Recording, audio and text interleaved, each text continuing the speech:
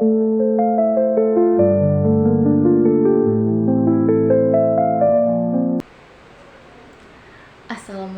warahmatullahi wabarakatuh. Perkenalkan, saya Resi Andriani dengan NIM 06141182429010. Di sini saya akan menjelaskan atau menganalisis perkembangan nilai agama dan moral menurut Jean Piaget dan Colbert. Jean Piaget dan Colbert adalah dua tokoh penting dalam psikologi perkembangan yang mengemukakan teori tentang perkembangan moral. Teori perkembangan moral Jean Piaget mengemukakan bahwa perkembangan moral anak berkembang seiring dengan perkembangan kognitif mereka. Ia mengidentifikasi dua tahap dalam perkembangan moral anak. Tahap pertama yaitu tahap heteronomus 4-7 tahun. Pada tahap ini, anak-anak memandang aturan sebagai sesuatu yang absolut dan tidak dapat diubah.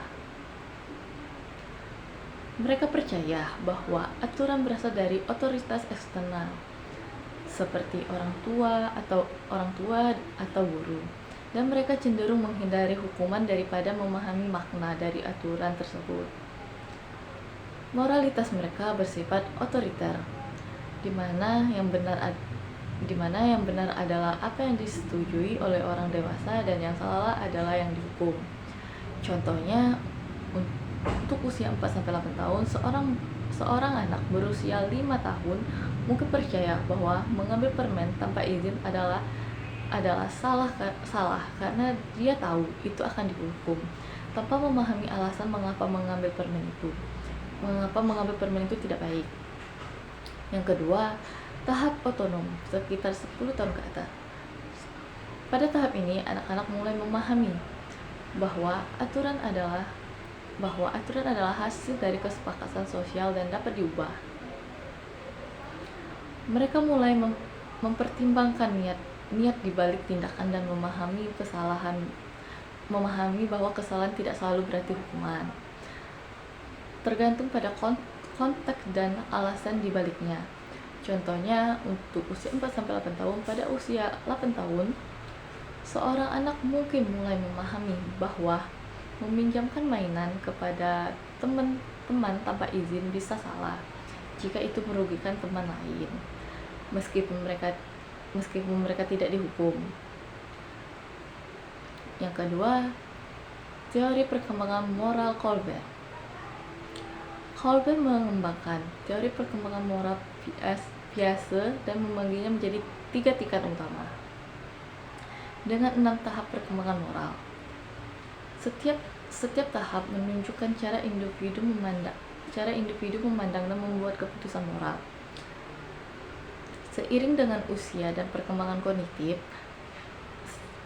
mereka, yang pertama tingkat prakonvensional, umumnya anak usia 4-8 tahun. Tingkat ini moralitas anak didasarkan pada penghindaran hukuman dan pencapaian imbalan. Tahap 1, orientasi hukuman dan kepatuhan. Anak-anak memahami bahwa tindakan yang salah akan dihukum. Mereka mematuhi aturan untuk menghindari hukuman. Yang kedua, tahap orientasi imbalan sebanding. Anak-anak melihat moralitas dari sudut pandang imbalan, yaitu mereka melakukan hal yang benar untuk mendapatkan penghargaan atau keuntungan.